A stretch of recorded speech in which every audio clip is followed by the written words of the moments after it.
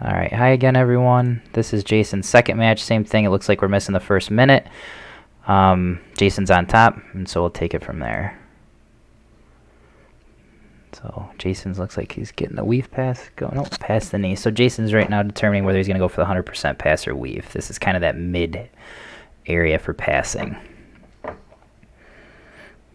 Jason's doing a good job of blocking the shoulder so the guy cannot bring his head closer to the far leg, which is very, very important here. And Jason's got good head position, which is going to allow him, if he can pass this knee with his hips, to flatten him out for a good 100% pass, and if not, possibly back out so that he can connect the guy's knees together for a good weave pass.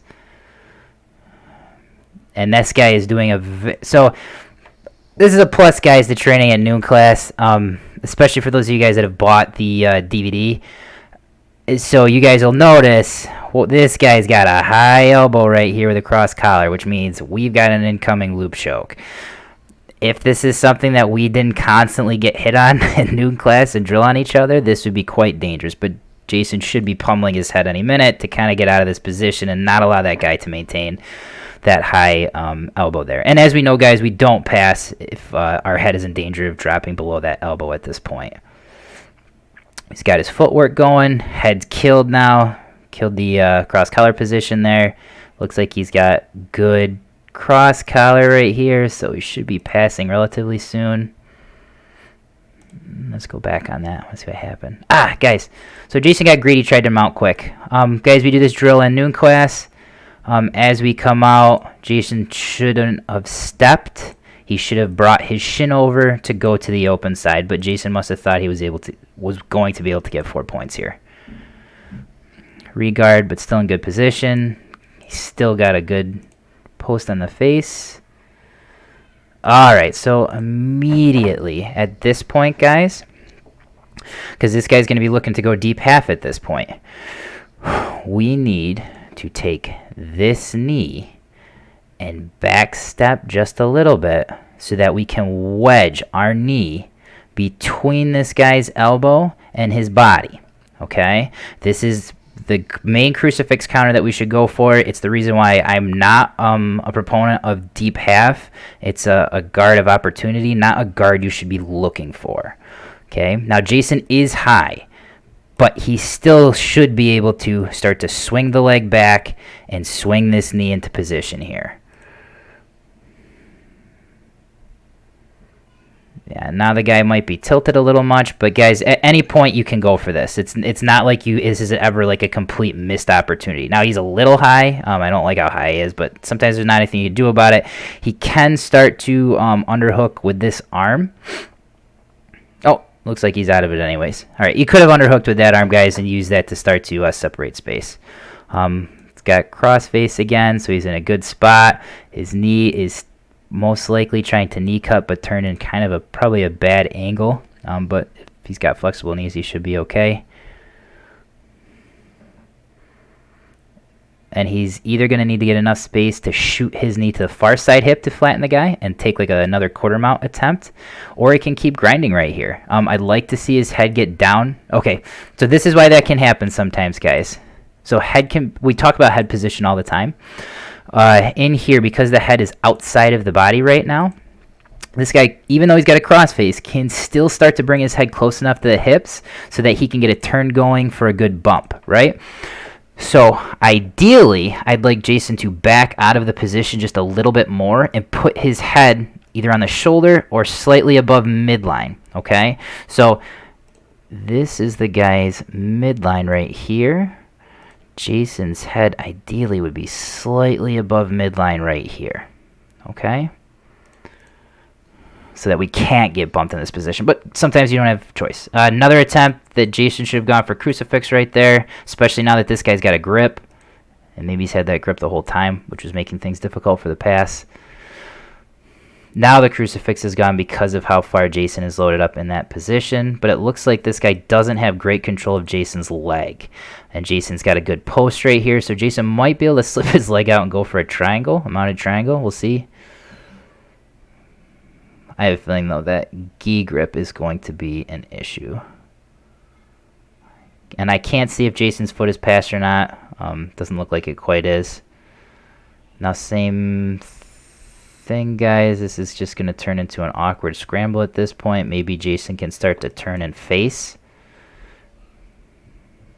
This guy's lost control of the leg and control of the gi, so I don't... Yeah, Jason's going to be able to turn and face.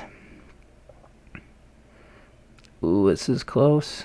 Get outside of the mat. Nice. Strip.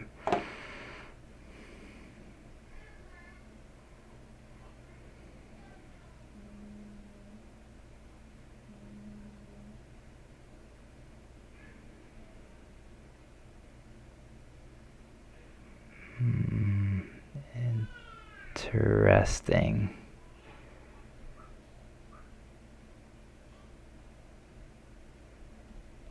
I'm wondering if he meant to give the advantage to the other guy. I don't know. Good guard pull, come up, should be another advantage instantly. Really got to get lots and lots of reps. That was good, guys. So, guys, let's talk about something else strategy-wise, especially for preparing for IBJJF tournaments.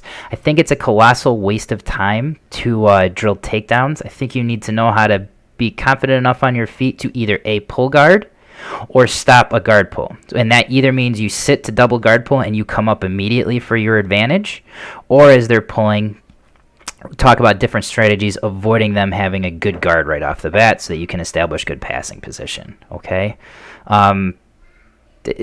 You always want to assume, like, let's say I've got an hour and the other guy has an hour to train, and we're going to divide things up into like percentages of training time. I don't want to use a decent chunk of my training time working on something where, especially the higher level you guys go, especially at Masters Worlds, where almost everybody is going to be pulling guard.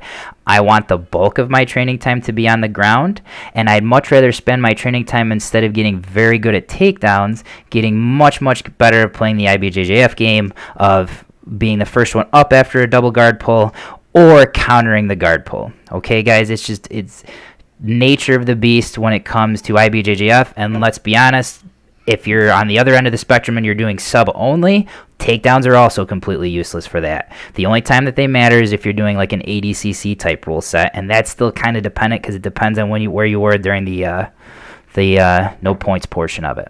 Okay. Same thing. Yes, that's much better. So see how Jason's head now is slightly above midline, and it prevents that guy completely from coming in.